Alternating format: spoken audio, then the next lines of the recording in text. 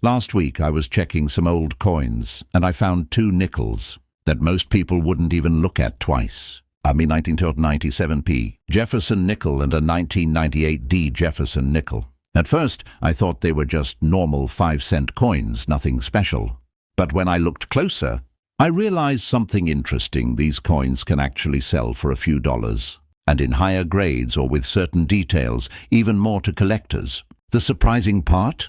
These coins are still out there, in everyday circulation, in old jars, or even in your pocket change, but most people don't recognize their value and just spend them without thinking. That's exactly why videos like this matter, because one small detail can turn a common coin into something collectible. So in this video, I'm going to show you their real value, where you can actually find them, and what signs to look for before you let them go. Make sure you watch till the end, because after this you might start checking every single coin you have. Welcome back to my channel Coin Vault USA. Today we are going to go extremely deep into one of the most misunderstood and most ignored coins in American circulation history, and that is the 1997 D Jefferson Nickel. And I want you to stay with me until the end of this video, because what you are about to learn is not just about a 5-cent coin. It is about hidden value, hidden history, and the real truth behind how modern coins can sometimes surprise even experienced collectors. Now imagine this: you are holding a coin in your hand that thousands of people have used every single day without thinking twice. They buy coffee, they buy snacks, they get change back, and they never even look at it properly. But what if I tell you that inside those same ordinary-looking coins there are small hidden secrets that can sometimes turn a 5-cent piece into something collectors actually care about and pay attention to? The 1997 D Jefferson Nickel was minted in Philadelphia, and like most modern Jefferson nickels, it was produced in massive quantities, which means at the first glance, most people assume it has no value beyond face value. But coin collecting is never that simple, because value in coins is not only about rarity in numbers. It is also about survival condition, eye appeal, strike quality, and sometimes even small minting variations that most people never notice. Now let's go back a little bit and understand what this coin actually represents. The Jefferson Nickel series started in 1938, replacing the Buffalo nickel design, and it introduced Thomas Jefferson on the obverse and Monticello, his famous estate, on the reverse. And this design has remained one of the longest-running designs in United States coin history, which already makes it historically important, even if the coin itself is modern. Now, the 1997p version is part of the late 90s production era, where the United States Mint was producing coins in extremely high volume to meet the demand of everyday commerce. This means millions and millions of coins were released into circulation, and because of this high mintage, most of these coins never had the chance to remain in perfect condition. But here is where things start getting interesting for collectors, because while most of these coins are common in circulated condition, there is a very important category called uncirculated condition, and this is where things change completely. An uncirculated 1997 D Jefferson Nickel is a coin that has never been used in everyday transactions. It still retains its original mint luster, its sharp details, and its untouched surfaces. And in the coin collecting world, condition is everything. A coin that looks brand new, even if it is common in production, can still have collectible demand, because collectors always prefer clean, sharp examples for their collections and registry sets. Now let's talk about value in a realistic way. A normal circulated 1997 D Jefferson Nickel is still worth exactly 5 cents, and there is no premium attached to it because it has no special rarity in circulation. But when you move into better grades, like extremely fine or about uncirculated condition, you may see a slight increase in value, sometimes reaching a few cents to maybe a small premium, depending on demand. But when we move into mint state grades like MS63, MS64, MS65, and above, then things start to become more interesting, because at that level collectors start paying attention to surface quality. Luster and strike sharpness, and coins that are well preserved can sometimes sell for a few dollars, especially in certified graded holders. Now, I want you to understand something very important here, coin. Value is not fixed. It is a range, and that range depends on market demand, collector interest, and availability at any given time, which means a coin that is worth very little today could become more valuable in the future if demand increases or if high-grade examples become harder to find.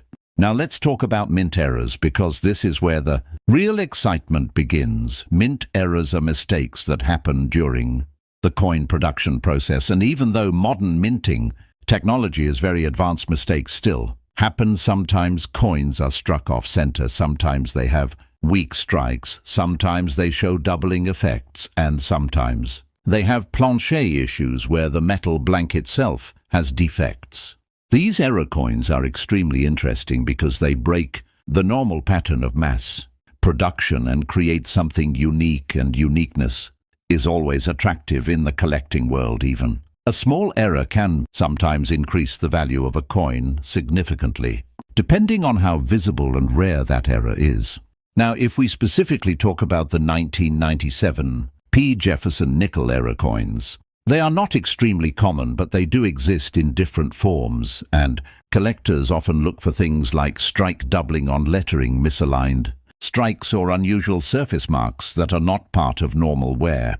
But here is something even more important most people do not realize. They might already have such coins in their pocket change or coin jars at home, because error coins do not always look dramatic. Sometimes they are very subtle and only visible under close inspection or magnification. And this is exactly why coin collecting is so interesting, because it turns everyday pocket change into a potential treasure hunt.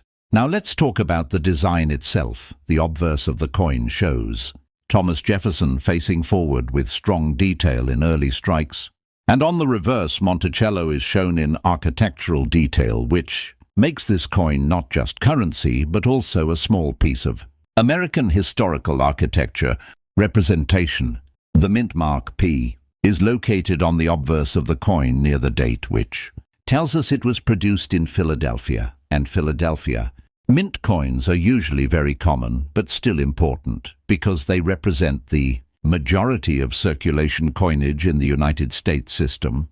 Now, another important factor that affects value is coin toning over time. Coins naturally react with environment and develop different shades or tones sometimes. This toning can be unattractive, but in some cases collectors actually prefer natural toning because it gives the coin a unique appearance and character. So even two coins from the same year, same mint and same production batch can look completely different after 20 or 30 years of circulation or storage. Now think about this carefully. If you have a coin that has been sitting in a drawer for years untouched, there is a chance it may still be in very good condition, and that is exactly the type of coin collectors search for. Another interesting fact about the Jefferson Nickel series is that it has gone through several composition changes over the decades. Originally, nickels were made with different metal ratios, but modern nickels, including 1997 P, are primarily composed of copper and nickel alloy, which gives them durability, but also means they do not easily wear out completely in circulation. This durability is one reason why so many older nickels still exist today compared to other coin types. Now, coming back to value expectations, most collectors will tell you that the 1997 D Jefferson Nickel is not a high-value coin in general circulation, but what they also emphasize is that high-grade examples and error varieties can still bring attention in the collector market, especially for beginners building sets. And this is where education becomes powerful, because once you know what to look for, you stop ignoring coins and start analyzing them properly. Now, before we continue further, I want you to understand one mindset shift. Coin collecting is not about finding instant riches. It is about understanding patterns, history preservation, and detail recognition. And once you develop that mindset, even ordinary coins start becoming interesting. Now, before we end this deep dive on the 1997 D Jefferson Nickel, I want you to take a moment and really think about everything we just discussed, because this coin is not just a 5-cent piece. It is a complete lesson in modern numismatics. It teaches us how value is created, how condition changes perception, and how even the most common-looking objects in your pocket can sometimes carry hidden potential. And if you are still watching this video, it means you are starting to see coins differently, not just as money, but as small historical artifacts that travel through time and everyday life, without most people ever noticing their importance. Now, I want to make something very clear before you leave. This video, the 1997 D Jefferson Nickel, is not considered a rare coin in general circulation, but that does not mean it is worthless in the collector world, because as we learn today, value is never just about rarity. It is about condition, strike, quality, preservation, and sometimes even small mint variations that completely change how a coin is viewed by collectors. So the next time you receive a nickel in your hand, do not just ignore it. Take a second look, check the details, look at Jefferson's portrait, look at Monticello on the reverse, and try to understand whether that coin is just ordinary circulation change or something that has survived in better condition than most others, because sometimes the difference between a common coin and a collectible coin is not obvious at first sight. It requires attention, patience, and knowledge. And now, as we slowly move toward the end of this video, I want to shift your attention towards something very important, something that every coin collector always thinks about, and that is what comes next. Because coin collecting is not just about studying one coin, it is about connecting each coin to the next one in the series, understanding the timeline and building a complete picture of how designs, mint marks, and production years evolve over time. So if we talk about the natural continuation of the Jefferson Nickel series after the 1997 D, we move directly into the 1998 D Jefferson Nickel, and this coin is equally interesting in its own way, because every new year brings slight differences in production, quality, mint output, and sometimes even small variations that collectors start to notice. The 1998 D Jefferson Nickel was produced in Denver, and just like the 1997 D, it was minted in very large quantities. But here is where things become interesting for collectors, because even though both coins belong to the same series and same design, not every year behaves the same way in the collector market. Some years produce coins that are easier to find in high grades, while other years produce coins that are slightly harder to locate in perfect condition. And sometimes even small differences in strike quality between Philadelphia and Denver mints create variation in collector demand. And this is exactly why serious collectors never stop at one coin. They always move forward to the next year, the next mint mark, and the next variation, because each coin adds another piece to the puzzle. So when you look at the 1998 D Jefferson Nickel, think of it not just as another 5-cent coin, but as the next chapter in the same story, a continuation of design history, production, evolution, and collector interest. And here is something very important that I want every viewer to understand. The real value in coin collecting is not just in finding expensive coins. It is in understanding the entire journey of coins across different years and learning how each one fits into the bigger picture. Because once you start seeing coins this way, you will never look at pocket change the same again. Now, I want to ask you something. If you enjoyed this deep dive into the 1997 D Jefferson Nickel and you are interested in learning about the next coin in this series, then make sure you stay connected, because in the next video we will break down the 1998 D Jefferson Nickel in the same detail, covering its history, its value, its condition, differences, and whether it has any hidden collector surprises. And who knows, maybe the next coin you check could be the one that surprises you even more than this one. So keep your eyes open, keep learning, and keep checking your change, because the world of coins is full of hidden stories waiting to be discovered. And as always, thank you for watching, and I will see you in the next one when we continue this journey through the Jefferson Nickel series, one coin at a time. Now let's expand this understanding even further and talk about how coins like the 1998 D Jefferson nickel fit into the larger evolution of United States coinage because every coin is not just a standalone object. It is part of a long historical timeline that reflects economic changes, minting technology improvements, and national design continuity. If we look back at earlier Jefferson nickels from the 1940s and 1950s, we notice that those coins often had different metal compositions, especially during wartime when nickel was replaced with silver alloy due to metal shortages. But by the time we reached 1998, the composition had stabilized into a modern copper-nickel blend, which is designed for durability and mass circulation. This change in composition is important because it directly affects how coins age in circulation. Modern copper-nickel coins are more resistant to corrosion compared to older silver-based alloys, but they also tend to show surface wear patterns differently. Now, the 1998 D Jefferson Nickel is part of what collectors often call the modern clad era, where coins are designed primarily for efficiency and circulation rather than precious metal content. This means intrinsic metal value is extremely low, and almost all collectible value is derived from condition and rarity within condition categories. Now let's go deeper into mint production scale, because the Denver Mint in 1998 was operating at extremely high output levels, producing billions of coins across different denominations. Nickels specifically were produced in massive quantities to support daily cash transactions across the United States economy.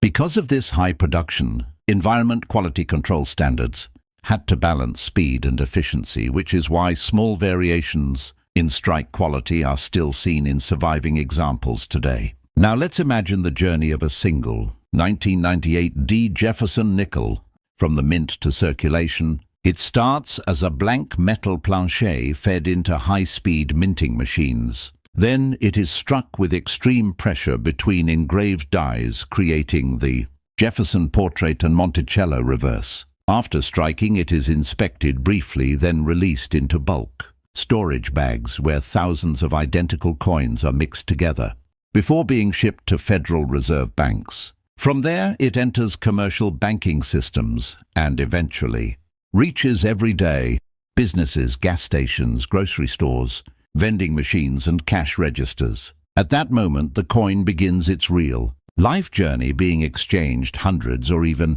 thousands of times over years. Each transaction slowly reduces its surface sharpness and original mint luster. This is why surviving mint state examples are so important, because they represent coins that somehow avoided heavy circulation damage. Now let's talk about one more important aspect, which is die variety and die life. Minting dies are not permanent. They wear out over time after striking thousands or millions of coins. As dies wear down, subtle differences begin to appear in later strikes, such as weaker details or slightly altered textures. Collectors sometimes study these variations to identify different die stages even within the same year and mint. Although the 1998 D Jefferson Nickel is not widely known for major rare varieties, it still shows normal die progression patterns which are important for advanced numismatic study. Now let's also discuss market demand behavior, because coin value is not static. It changes based on collector interest trends, population reports, and grading submissions. For modern coins like this one, demand usually spikes when collectors are assembling registry sets or completing Jefferson Nickel series sets. Registry sets are competitive collections where collectors try to build the highest graded complete set possible, and this competition can increase demand for high-grade examples even of common coins. Now let's talk about eye appeal, because eye appeal is one of the most subjective yet powerful factors in coin collecting. Two coins with the same grade can have completely different visual appeal. One may look dull, while the other may have strong luster and clean surfaces. Collectors often prefer visually appealing coins, even if they are not the absolute highest grade, because presentation matters. Now, another interesting factor is toning. Over time, some coins develop natural color changes due to environmental exposure and storage conditions. While some toning can reduce value, extreme cases collectors sometimes find attractive. Toning patterns that increase desirability because they make the coin visually unique. However, for a 1998 D Jefferson Nickel, toning is usually minimal unless it has been stored in specific conditions. Now let's go into educational importance. Because coins like this are often used in numismatic learning programs, beginners study Jefferson nickels to understand grading, basic strike quality differences, mint marks and circulation wear patterns. The 1998 D serves as a perfect example because it is common, enough to study without risk but still detailed, enough to show real minting characteristics. Now, as we approach the final part of this expanded documentary, it is important to understand the philosophy behind coin collecting. Coin collecting is not just about money. It is about observation, patience, and appreciation of small details that most people ignore in daily life. A simple 5-cent coin can teach you about history, economics, production engineering, and even human behavior patterns, because every coin passes through countless hands and each hand leaves a small invisible mark on its journey through time. Now, if you are someone who is watching this and thinking about starting coin collecting, then coins like the 1998 D Jefferson Nickel are the perfect starting point. They are easy to find, affordable to study, and rich in educational value. And as you continue your journey, you will slowly begin to recognize details that once seemed invisible. That is the real transformation in coin collecting. You stop seeing coins as just money and start seeing them as stories in metal form. And now, before ending this deep dive, we come back to the bigger picture. The 1998 D Jefferson Nickel may not be a rare million-dollar coin, but it plays an important role in understanding modern numismatics. It teaches us about production, scale, circulation, reality, condition, rarity, and collector psychology. And most importantly, it reminds us that even the smallest objects in everyday life can carry hidden depth if we take the time to look closer. And if you enjoyed this full detailed breakdown of the 1998 D Jefferson Nickel and you want more deep documentary style videos about US coins, their history, their hidden value, minting details, and collector secrets, then make sure you subscribe to the channel. Because this is not just a coin series, this is a complete journey into the world of numismatics, where every coin tells a story and every story reveals something new. So hit the subscribe button, turn on notifications, and stay connected, because in the next episode, we will explore another interesting coin that might surprise you even more than this one.